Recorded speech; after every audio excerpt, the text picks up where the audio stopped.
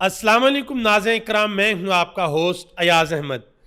नाज़रीन इकराम, पाकिस्तान की तारीख में ये पहली मरतबा हुआ है कि सुप्रीम कोर्ट के चीफ जस्टिस ने तारीख मांगी है कि मुझे एक दिन दिया जाए, मैं इमरान खान की जमानतों के केस में जो डॉक्यूमेंट्स आए हैं उनको पढ़ना चाहता हूं। दूसरी जानब इमरान खान की बहनों से सवाल हुआ है कि आपके भाई को ऑफर दी जा रही है कि माफ़ी मांगी और जेल से बाहर निकले, इसके ऊपर आप क्या कहती हैं? तो इमरान खान की बहनों की जानब से आज बड़ा दबंग जवाब आया है, वो आपके सामने रखने के लिए जा रहा हूँ। और पाकिस्तान मुस्लिम लीग नून को रगड़ा लगना शुरू हो गया, उसकी तफसीलात आपके सामने रखने के लिए जा रहा हूँ। पाकिस्तान के एक सीनियर साफ़ी हैं, उन्होंने ये कहा है कि अगर सुहेल वड़ाइच के कॉलम के ऊपर मैंने किसी किस्म की कोई बात की तो मुझे उठा लिया जाएगा। और मरियम नवाज साहबा जो जापान का दौरा करें, उस हवाले से कुछ अहम तरीन तफसीलात आई हैं, वो भी आपके सामने रखने के लिए जा रहा हूँ। आगे बढ़ने से कबल गुजारिश करूंगा कि वीडियो को लाइक कर दें, चैनल को सब्सक्राइब कर लें ताकि इंफॉर्मेशन का सिलसिला आप लोगों तक पहुंचता रहे। नाज़रीन किराम, आज बड़ा अहम तरीन दिन था। इमरान खान की जमानतों का केस लगा हुआ था सुप्रीम कोर्ट ऑफ पाकिस्तान के अंदर। पिछली समात में चीफ जस्टिस याया अफरीदी साहब ने कहा था कि केस के मेरिट को डिस्कस नहीं करना, तो आज दोबारा समात थी। आज जब इमरान खान के वकला आए तो इमरान खान के वकला को बुलाकर यह कहा गया चीफ जस्टिस की जानब से कि आपने कुछ डॉक्यूमेंट्स जमा करवाए हैं, मैंने वो डॉक्यूमेंट्स पढ़े नहीं हैं, लिहाजा मुझे एक दिन का टाइम दिया जाए, मैं वो डॉक्यूमेंट्स पढ़ लूं। तो इमरान खान के जो वकील हैं बैरिस्टर सलमान सफदर, उन्होंने कहा कि माय लॉर्ड, वो कोई एक्स्ट्रा डॉक्यूमेंट्स नहीं है, बल्कि सुप्रीम कोर्ट ऑफ पाकिस्तान के फैसले हैं। आपकी सुप्रीम कोर्ट के फैसले हैं, उनको अगर ना भी पढ़ें तो कोई मसला नहीं है। लेकिन चीफ जस्टिस ने कल 10:30 बजे तक इमरान खान के केस की समात मुलतवी कर दी। अब समझ लगेगी कल चीफ जस्टिस साहब क्या करते हैं, क्योंकि हमने शुरू से देखा है कि पाकिस्तान की अदालतें और पाकिस्तान के तहकीकाती अदारे इमरान खान से डरते हैं और बाकायदा तौर पर खौफ महसूस करते हैं। इसकी मैं छोटी सी मिसाल आपके सामने रखता हूं।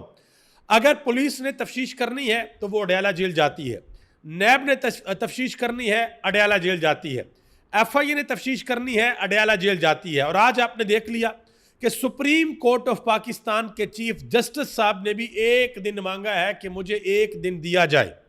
हालांकि कई महीने तक इमरान खान के केस को पहले निचली अदालत में लटकाया गया, फिर हाई कोर्ट के अंदर लटकाया गया, और अब सुप्रीम कोर्ट के अंदर जब केस आया, और जमानत का केस है, कोई ऐसा केस में नहीं है कि भाई बहुत ज्यादा वक्त दरकार है, जमानत का केस है। जमानत का केस तो नॉर्मली एक हेयरिंग या मैक्सिमम 2 हेयरिंग्स के अंदर खत्म हो जाता है, फैसला आ जाता है कि जमानत देनी है या नहीं देनी। लेकिन शायद ये इमरान खान का खौफ है कि चीजों को इस तरीके से चलाया जा रहा है। इमरान खान की बहनों से आज सवाल हुआ कि इमरान खान साहब को ऑफर हुई है कि इमरान खान माफी मांग लें और माफी मांग के बाहर आ जाए। तो इमरान खान की बहन अलीमा खान ने और नौरीन खान ने आज अहम तरीन बात की है इसके ऊपर। उन्होंने बाकायदा तौर पर जवाब दिया। जमानत वाले मामले के ऊपर अलीमा खान ने कहा कि सुप्रीम कोर्ट ने इमरान खान के 9 मई के केसेस पर जो समात है वो कल 10:30 बजे तक मुलतवी कर दी है। उन्होंने कहा कि हाई कोर्ट ने कामयाबी से तकरीबन 3.5 माह हमें चक्कर लगवाए और यकीनी बनाया कि इमरान खान के अलकादर केस में दरख्वास्त जमानत पर समात ना हो। उन्होंने कहा कि सुप्रीम कोर्ट हाई कोर्ट से भी केसेस की समात करने का कहे, अगर इन दोनों केसेस में जमानत मिल गई तो इमरान खान और बुशरा बीबी रिहा हो जाएंगे। यानी कि जो अलकादर केस है जो इस्लामाबाद हाई कोर्ट के अंदर लगा हुआ है, और ये जो केस है जो सुप्रीम कोर्ट के अंदर आ गया, उन्होंने कहा जी हमारी सुप्रीम कोर्ट से दरख्वास्त है कि हाई कोर्ट को भी कहे कि इमरान खान की जमानत का जो केस है, जो सजा से बरी होने का केस है, वो सुने, और अगर दोनों केस में जमानत इमरान खान की होती है तो इमरान खान और बुशरा बीबी दोनों बाहर आ जाएंगी। माफी वाले मामले के ऊपर उन्होंने कहा कि माफी क्यों मंगवा रहे हैं। उन्होंने कहा कि CCTV फुटेज अदालत के सामने पेश करें और अदालत को फैसला करने दें। मजीद कहा कि अगर सारे फैसले बादशाह सलामत ने ही करने हैं तो फिर अदालत को बंद कर दें, अदालत के ऊपर ताला लगा दें। अलीमा खान ने मजीद बात करते हुए कहा, उन्होंने कहा कि इमरान खान कई मरतबा यह कह चुके हैं कि उनकी जिंदगी और मौत अल्लाह के हाथ में है, आसिम मुनीर के हाथ में नहीं है। उन्होंने कहा कि ये इस वक्त इतने खौफजदा हैं कि इमरान खान का कोई पैगाम बाहर ना आ जाए, कोई इमरान खान का बयान अंदर से बाहर पाकिस्तान की आवाम तक ना पहुंच दे, इतने ये खौफजदा, इनको खौफ महसूस होता है और ये इमरान खान से किसी को मिलने नहीं देते। और 6 अगस्त के बाद से लेकर आज तक इमरान खान की फैमिली इमरान खान से मुलाकात नहीं कर सकी, उनको अडयाला जेल नहीं जाने दिया गया। जो इमरान खान की दूसरी बहन है नौरीन खान, उन्होंने कहा कि ये इमरान खान को माफी मांगने का इसलिए कहते हैं कि इनकी इज्जत रह जाए। उन्होंने कहा कि मेरी बात आप याद रखें, एक वक्त आएगा कि ये सब इमरान खान से माफी मांगेंगे। उन्होंने कहा कि दुनिया में भी ये माफी मांगेंगे और अल्लाह के सामने भी ये माफी मांगेंगे जो कुछ इन्होंने इमरान खान के साथ किया है। इमरान खान के जो वकील हैं बैरिस्टर सलमान सफदर, उन्होंने कहा कि मैं ये समझता हूं कि कल के बाद यह केस आगे मुलतवी या तखीर का शिकार नहीं होगा, जो कल 10:30 बजे का टाइम दिया गया है। उन्होंने कहा क्योंकि पहले ही यह केस हाई कोर्ट में 6 महीने तक इल्तवा का शिकार रहा। उन्होंने कहा कि मैं बहुत पुरुम्मीद हूं कि कल इमरान खान की जमानत हो जाएगी। देखते हैं कि कल जमानत होती है या नहीं होती। अच्छा, उन्होंने एक बड़ी अहम चीज बताई। उन्होंने कहा कि इमरान खान के कॉन्फिडेंस का लेवल ये है, इमरान खान के जो हिसाब हैं वो इतने मजबूत हैं कि जब उनको अदालत के अंदर हम बताते हैं ना, जेल के अंदर जाके, कि खान साहब आपको इतनी सज़ा हो गई है, आपके फ़लाँ केस के अंदर फ़लाँ फैसला आ गया है, तो इमरान खान कह के लगाते हैं और हंसते हैं। तो इस चीज़ से आप अंदाज़ा लगा लें कि इमरान खान की जो असाबी क़ुव्वत है वो कितनी मजबूत है। और आप ज़रा कंपैरिजन करें कि इसाब के लिहाज से नवाज शरीफ कहाँ पर स्टैंड करते हैं, जरदारी कहाँ पर स्टैंड करते हैं, बाकी जो शहबाज शरीफ, मरियम नवाज, हमजा शहबाज शरीफ, बिलावल भुट्टो, आसफा भुट्टो, ये लोग कहाँ पे स्टैंड करते हैं। और थोड़ी देर के लिए सोचें कि अगर ये सख्तियाँ, इन सख्तियों का 5% भी अगर इन लोगों के ऊपर आ जाए तो इनका क्या हाल होगा। वो एक बच्चे की कल की वीडियो वायरल हुई है ना, जिसमें वो कह रहा है कि आज अगर ये खबर आ जाए कि इमरान खान जो है वो अडेला जेल से बाहर निकल रहे हैं, रिहा हो रहे हैं, तो नवाज शरीफ को दिल का दौरा पड़ जाना है, इनकी प्लेटें प्लूटें हिल जानी है और इन्होंने टिकटें करवानी है और सीधा लंदन जाके इनका पहला स्टॉप होना है, क्योंकि इन्होंने सब कुछ अपना वहां पर सेट करके रखा हुआ है कि जैसे मुश्किल वक्त आएगा हम टिकट कटवाएंगे और सीधा के सीधा लंदन चले जाएंगे। सलमान कमराजा ने बड़ी बात की। सलमान कमराजा ने हुकूमत के साथ मुज़ाकरात के हवाले से बात की। उन्होंने कहा कि इनसे मुज़ाकरात करना बेसूद है। उन्होंने कहा कि पहले जब इनसे मुज़ाकरात करने की कोशिश की गई तो इन्होंने साहबजादा हामिद रजा के मदरसे के ऊपर हमला करवाया और इन्होंने कहा कि बैठकर हमारे खिलाफ प्रेस कॉन्फ्रेंस भी की। उन्होंने कहा कि यह हुकूमत इतनी मजबूर है कि इनके पास इमरान खान से मुलाकात करवाने का इख्तियार तक नहीं है। यह बात सलमान कमराजा ने की है। और हामिद मीर साहब ने जो इंकशाफ किया था वो भी मैं एक दफ़ा फिर आपके सामने रख दूं। उन्होंने कहा था कि 3 मरतबा इमरान खान के पास मौका था कि वो अडयाला जेल से बाहर आ सकते हैं। उन्होंने कहा कि पिछले 2 सालों में इमरान खान को ये मौके मिले हैं। उन्होंने कहा कि 26 नवंबर 2024 की शाम 3 बजे से लेकर 5 बजे तक इमरान खान ने डील से इनकार किया। उन्होंने कहा कि मैं किसी किस्म की कोई डील नहीं करूंगा। तब इमरान खान को वाज़ह तौर पर कहा गया था कि आप अडयाला जेल से उठे, आप जमान पार्क जाना चाहते हैं वहां चले जाएं, बनीगाला जाना चाहते हैं वहां चले जाएं, पेशावर जाना चाहते हैं वहां चले जाएं, जहां आपका दिल करता है आप चले जाएं।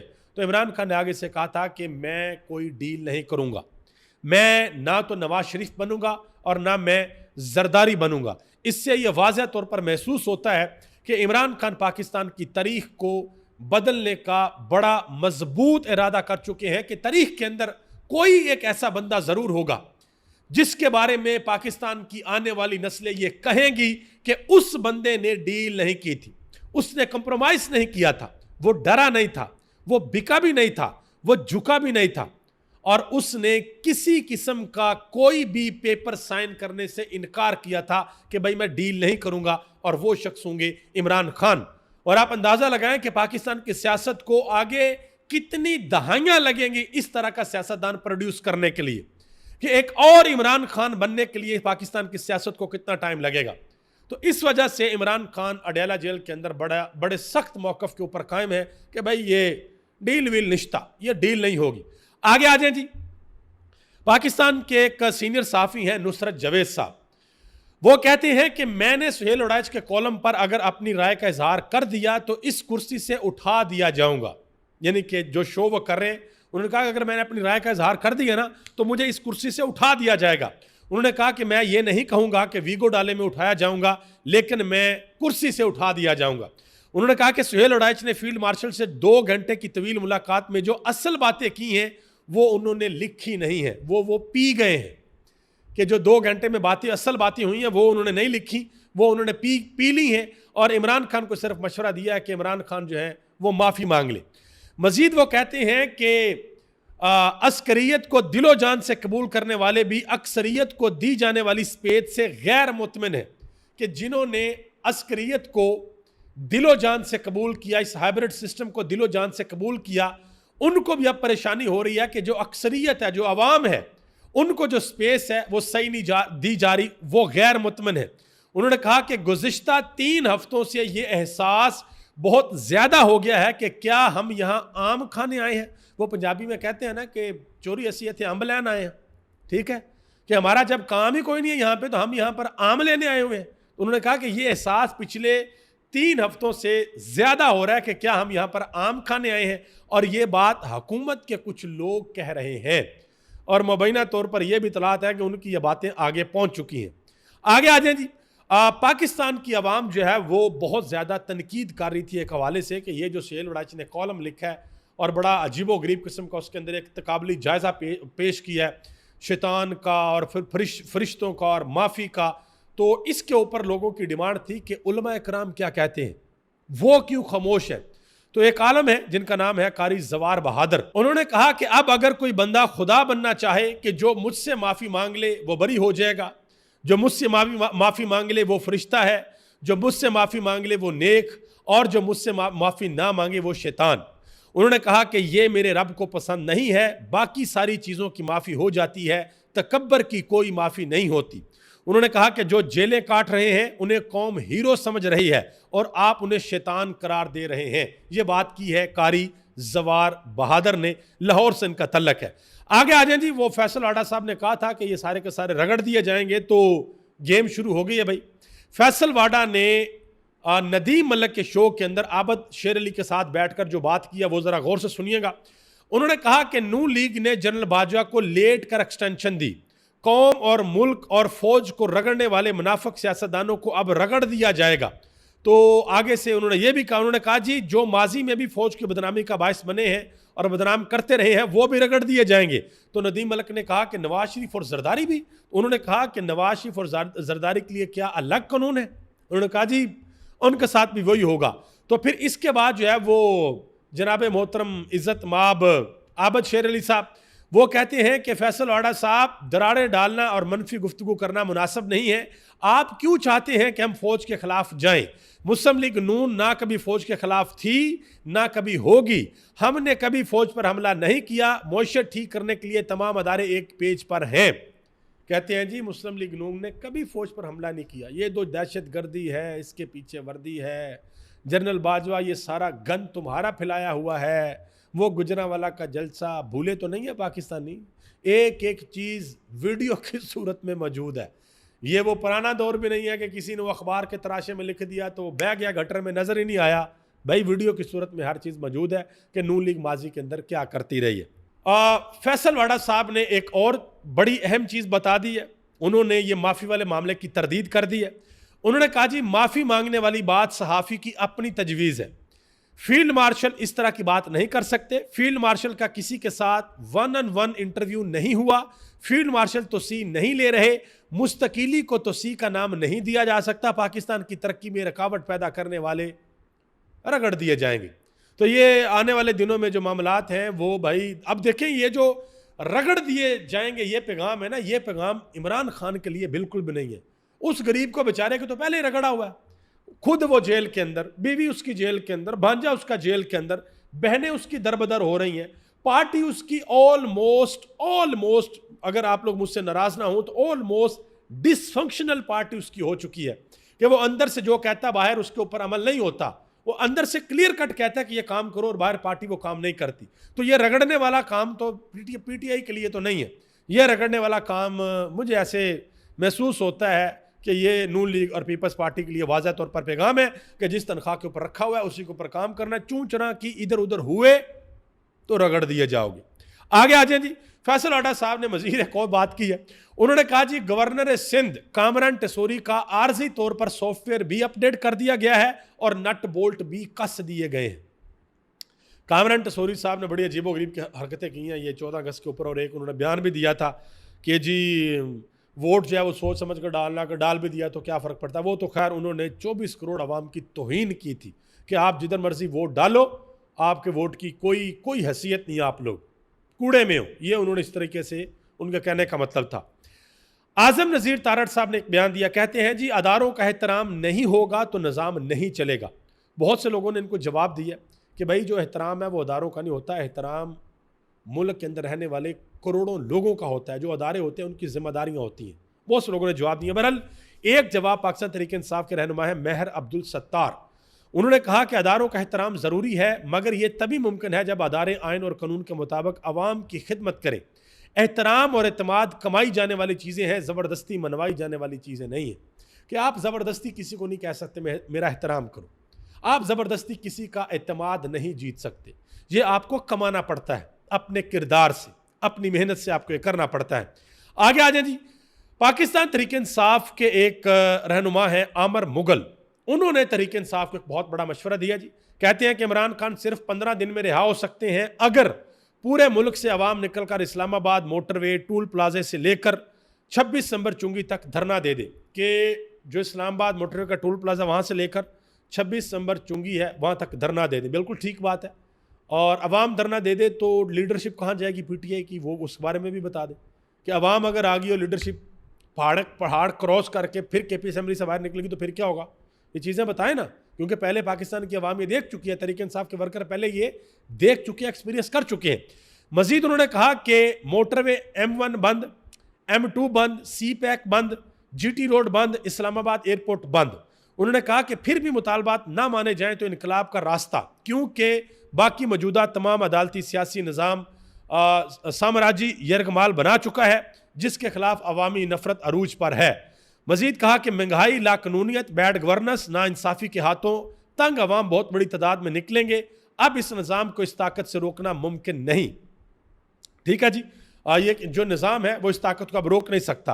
मजीद उन्होंने कहा कि बलोचिस्तान से कश्मीर, खैबर पख्तूनख्वा से कराची तक अवामी मज़ाहमत इस वक्त अरूज पर है।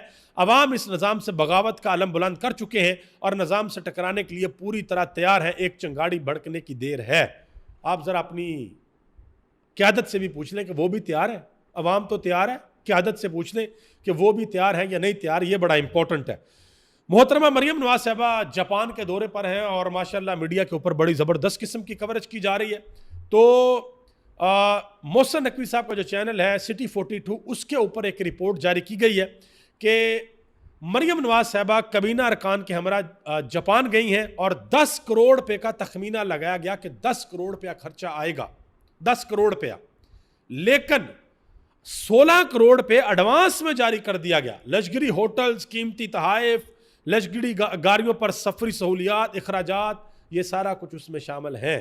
तो आप अंदाज़ा लगाएं कि कम से कम 10 और ज़्यादा से ज़्यादा 16 करोड़ रुपये में इस कौम को ये दौरा पड़ा है।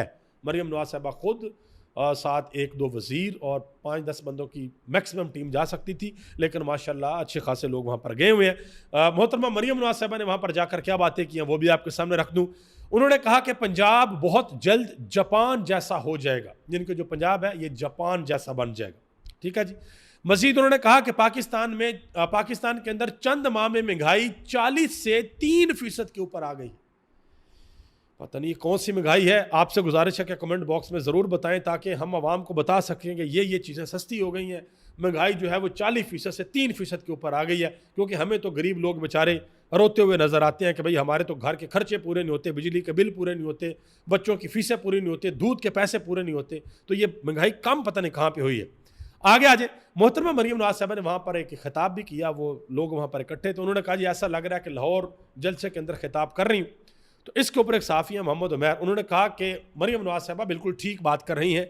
मौजूदा सर्विस के मुताबिक लाहौर में मुस्लिम लीग नून के हमायती इतने ही हैं जितने जापान के अंदर हैं, कि लाहौर के अंदर भी आपके हमायती उतने ही हैं जितने जापान में हैं। तो जो जलसा आपने जापान में किया लाहौर में भी करेंगे तो वो जलसा उतना ही होगा। आगे आ जाए जी। एक और इम्पॉर्टेंट चीज़ आपको बता दूँ जिससे आपको अंदाज़ा होगा कि किस तरीके से हम तरक्की का सफ़र तय कर रहे हैं। मुल्क की तारीख में पहली मरतबा 50% कपास की फैक्ट्रियां गैर फाल हो गई हैं। रुई की कीमतों में मंदी का रुझान है। ये पाकिस्तान की 78 साल तारीख में पहला मौका है कि जब पंजाब के कॉटन बेल्ट में 50% फैक्ट्रियां रुई फरोख्त ना करने के बायस या बंद हो गई हैं या गैर फाल हो गई हैं। अंदाज़ा लगा लें आप सबका बहुत बहुत शुक्रिया। पाकिस्तान जिंदाबाद, पाकिस्तान के करोड़ों अवाम पाइंदाबाद।